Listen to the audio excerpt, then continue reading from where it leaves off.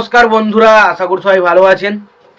তো বন্ধুরা, এখন আমি যে সিনেমাটার নিয়ে কথা বলবো সেই সিনেমাটা আমার কাছে কিন্তু একদমই ভালো লাগেনি।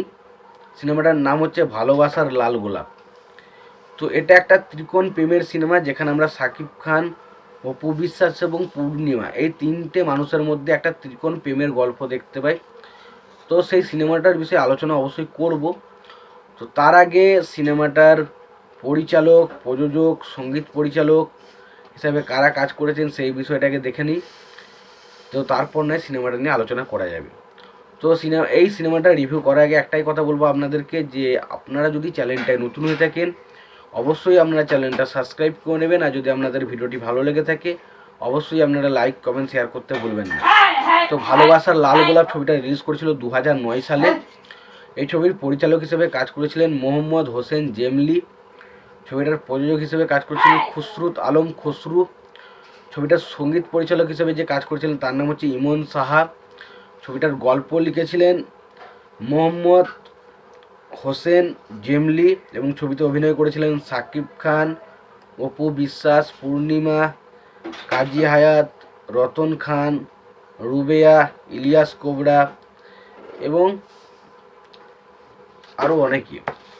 তো এই সিনেমাটা নিয়ে যদি আমি আলোচনা করি, এটা একটা ত্রিকোণ প্রেমের সিনেমা, যেখানে শাকিব খানের ক্যারেক্টারটার প্রতি দুটো মেয়ের ভালোবাসা জন্মাচ্ছে। একটা হচ্ছে অপু বিশ্বাস আর একটা হচ্ছে পূর্ণিমার। এবং এই দুটো ভালোবাসার মানুষের মধ্যে শাকিব খান অ্যাকচুয়ালি কাকে ভালোবাসে এবং শাকিব খানের এই দুটো মেয়ের মধ্যে কে পেতে চায় এবং তাকে পেতে গিয়ে কী কী সমস্যা ফেস করতে হচ্ছে, এবং এর মধ্যে যেটা গরিব মেয়ে তাকে কী কী সমস্যার মুখে পড়তে হচ্ছে বড়লোকি মেয়েটা ভালোবাসার কারণে, সেই জিনিসগুলো হচ্ছে সিনেমা। সেটা হচ্ছে ভালোবাসার লাল গোলাপ। তো এখানে দেখুন, গল্পটা একদমই পাতি একটা গল্প এবং এই গল্পের মধ্যে না সেরকম কোনো ডিপ কোনো বিষয় রয়েছে যেটা দেখে আপনার দারুণ কিছু মনে হবে, সেটা কিন্তু মনে হয়নি।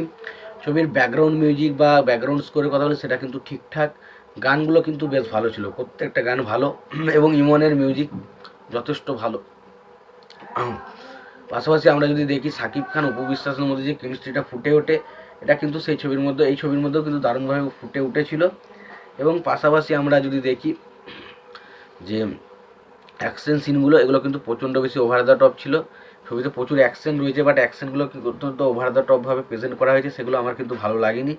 এবং ছবির গল্প এবং চিত্রনাট্যের মধ্যে বেশ কিছু দুর্বলতা রয়েছে। ছবির ইমোশনাল জায়গায়, বিশেষ করে ইমোশনাল যে পয়েন্টগুলো ছিল সেগুলো কিন্তু কিছু কিছু জায়গায় একদমই ওয়ার্ক করে না, এবং কিছু কিছু জায়গায় ওয়ার্ক করানোর চেষ্টা করা হয়েছে, কাতুকুতু দিয়ে কাঁদানোর বা দুঃখ দেওয়ার চেষ্টা করেছে, কিন্তু সেগুলো হয় না।